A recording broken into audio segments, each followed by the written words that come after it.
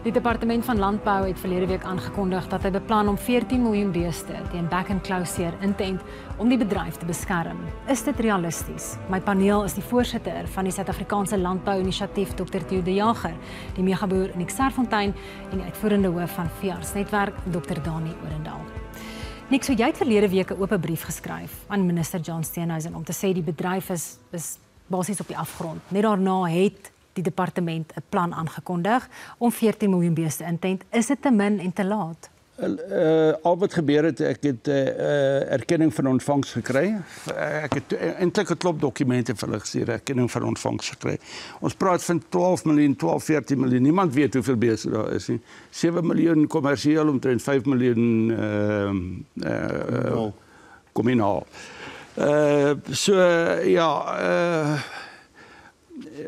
Lorenzo, ek dink, jy weet, ons is uit die aard van die saak, dit was nogal 'n brawe besluit geweest, maar ek dink nie dit gaan gebeur nie. Promise ek dink nie dit gaan gebeur. Waarom sê jy so? Sê weer? Hoekom sê jy so?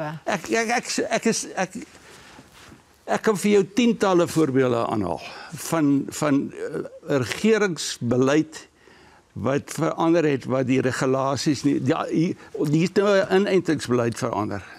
Okay? Die regulasies moet verander. Wie gaan daai regulasies laat gebeur? Gaan die staatsamptenare hierdie beleid uitvoer? Dit kan nie gebeur nie. Dit kan nie gebeur deur die staat nie. Hoor nou wat ek vandag vir jou sê.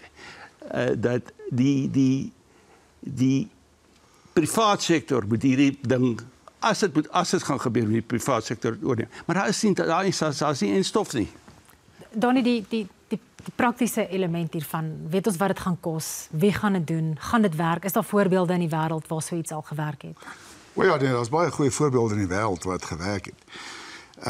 Maar as ons net vandag terug gaan, ons net bietjie realisties wees oor alles. Toe ek finaaljaar student was, het ons 'n nuwe back-and-claw instituut gebou. Dis die Enstof gehad. 2006 is die instituut in sy maaie, dus in die grond in bestuur. 2010 het ons nuwe geld gekry om die ding op te bou. 2019 het ons geld gebou om hom op te bou. Al wat gebeur het is, ons het 'n Enstof geregistreer, is splinternuwe, baie goeie Enstof. 2023 is hy bekendgestel en geregistreer en die staat sit op hom by die Landbounavorsingsraad. Ons sit met die Enstof, maar ons het nie die kapasiteit om te maak nie. So as jy daai goed privaat vat, onthou nou wat het gebeur in dieselfde tyd, het onderste poort biologiese produkte heeltemal verdwyn amper. In dieselfde tyd het ons 'n privaat maatskappy in Suid-Afrika wat nou 95% van die enstowwe maak wat onderste poort gemaak het. Daar's net 4 wat ons nog nie kan maak nie. So die staat is 'n staatsbeheerde siekte. Die direkteur van Veearts moet sorg dat genoeg effektiewe enstowwe is. Dis 'n opdrag. En daai opdrag is nie nagekom nie. Die minister John Steenhuisen het sy naam op hierdie plan gesit. En ek moet ook net sê, ons het die departement genooi en hulle kon ongelukkig nie die gesprek bywoon nie, maar Dani en Nick is nie baie positief hieroor nie. Jou mening? Nee, as jy iemand meer positief soek, dan kyk jy nou na die verkeerde ou. Daar's net 'n manier dat ons hierdie ding gaan deurrak, en dis as daar 'n behoorlike vennootskap tussen die staat en die privaat sektor kom, waarin die privaat sektor kan leiding neem wanneer dit kom by die kapasiteit. Een van die wysste goed wat John Steenhuisen gedoen het, buite nou hierdie aankondiging wat lankal gedoen moes gewees het, was hy het van ons heel beste veeartse, heel beste wetenskaplikes, en ons het van die voorste ervare boere op back-and-claw in die land. Hy het hulle saamgegroepeer in 'n taakspan. En as ek nou vir jou sê dat die departement het nie 'n enkele een van die taakspan se aanbevelings aanvaar nie. Alles word geblok. En dis waarom ons is waar ons op die oomblik is. Ons probleem het name en vanne en posisies binne in die departement. Nick, jy lyk baie frustreerd. Ek bedoel, iets het jou genoop om 'n oop brief te skryf. Daar is 'n plan aangekondig, maar wat het jy eintlik voor gehoop? Wat ek voor gehoop? In terme van 'n reaksie. Ek het gehoop vir 'n plan. Hier's 'n plan, duidelike aksies, tydslyne, begrotings ensovoorts. Daar bestaan nie so 'n plan nie. Daar gaan ook nie so 'n plan bestaan nie. Lorenzo, hoor net wat ek vir jou sê. Ek het 2000 beeste moes ek inent. Nou ek het ook back and claw gekry, ek het 2000 ingeënt. Weet jy wat die implikasies daarvan? Okay, nou die implikasies daarvan volgens die huidige regulasies, volgens die huidige kan ek in 12 maande nie 'n dier verkoop nie. Ek praat nie oor myself, ek praat van al die stoetboere in Suid-Afrika. 50 miljoen geen inkomste nie vir 'n jaar lank nie. Nou dink jy nou iemand as hy verandering van die regulasies nie gaan laat gebeur van bo af nie. Dit gaan gebeur. Dit gaan nie gebeur nie. So jy weet dit is ek is half glas vol mens, jy weet dit. Maar ek is totaal negatief oor hierdie storie. Dit is nie ek is baie jammer.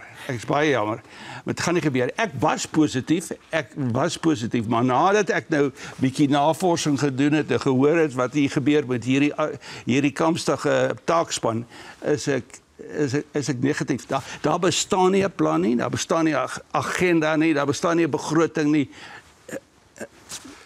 Hulle moet vir my bewys dat dit is so. Dit is nie so. Ek is negatief daaroor. Don, ek moet ook net vir jou vra, jy weet jy het aan die een kant 'n megaboer en die meer kommersiële boere soos Nick wat die hulpbronne het om hulle self miskien beter te beskerm, maar wat van die kommunale boere of die bestaansboere wat sy beeste vervoer en verkoop om te oorleef? Ja, kyk, in hierdie nuwe benadering waar ons breed gaan ent, doen ons twee goed. Ons doen 'n risikobepaling, né? En ons bepaal die effek. Op sekere diere, stoetdiere, het ons 'n sekere effek. Op melkbeeste ongelooflike slegte effek. In kombinale beeste, meestal as dit aangepaste beeste is die effek eintlik baie min. Maar hulle dra tog sekerlik die ons ent om die siekte te stop.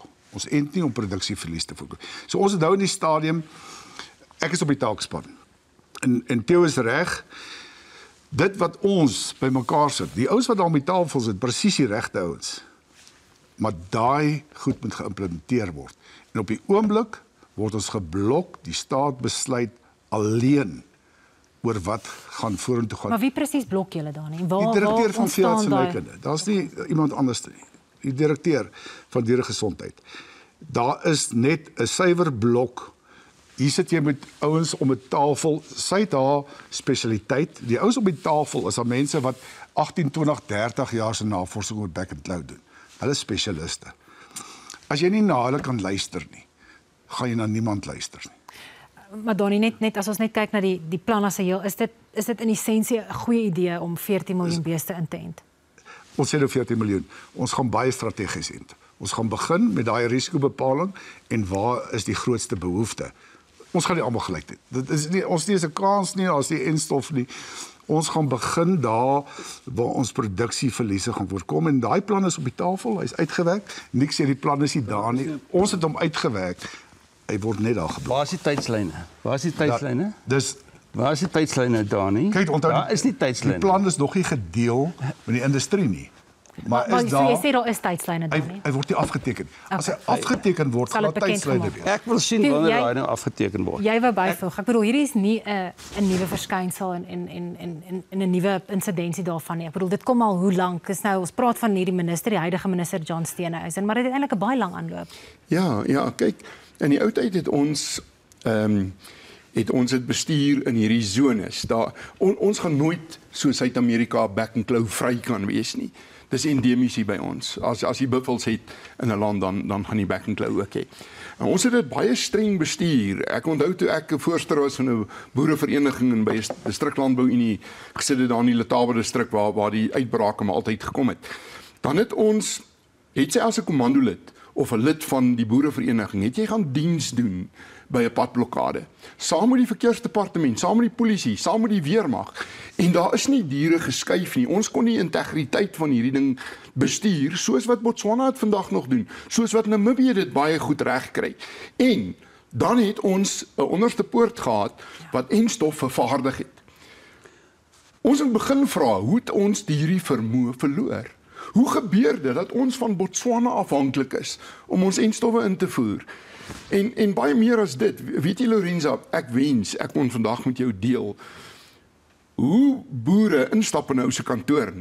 Dan sê hy, My kind kry nie haar punte op universiteit nie, want ek kon nie haar universiteitsgeld betaal nie, en ek skuld die koöperasie en die bank, en my kunsmisverskaffer en dies meer. En niemand het meer begrip nie, want ek kan hulle nie betaal nie, want ek mag nie my beeste verkoop, om my besigheid in die gang te hou nie. Dis watste krisis dit op die oomblik is. Ek dink Dit is een van die grootste probleme, is kommunikasie. Ons weet nie wat aangaan nie. Ons het geen klou nie, daar's 'n taakspan van 30 mense, ons weet nie wie lei die taakspan nie, ons weet nie, daar's geen kommunikasie nie. Nou as jy nie met my kommunikeer nie, dan dink ek daar gebeur niks nie. Het jy al met John Steenhuisen oor probeer praat, nie? Sê weer? Het jy al met die minister John Steenhuisen oor probeer praat? Die president het my gebel. Dink jy daar's 'n besef op daai vlak hoe ernstig die situasie is? Hy is nie ingelig nie. Ek het hom gevra of hy ingelig sy nie. Toe sê hy vir my, toe vra hy wat moet gebeur. Sê ek vir hom die wetgewing moet of die regulasies moet verander. Toe sê hy man van laat dit verander dit. So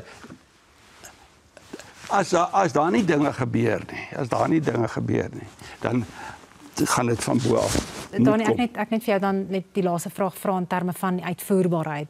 Jy het gesê die tydlyne gaan bekend gemaak word, maar wat hoop julle om ten einde hiermee te bereik? En wat 'n soort waarborg dink jy kan jy vanaand vir ons kykers en boere gee? Enigste iemand wat jou 'n waarborg kan gee is die staat. Dis 'n staatsbeheerde siekte. Daar's net 1 of 2, 3 persone wat die besluite neem. Ons as taakspan werk teen 'n muur vas. Die dag as hulle met ons begin saamwerk. As jy die voorbeeld vat dat hulle in die Oos-Kaap saamgewerk het met die uitbreek daar die staatsveearts, privaatveearts, Oos-Kaap Agri en die RPO, hulle daai ding opgelos.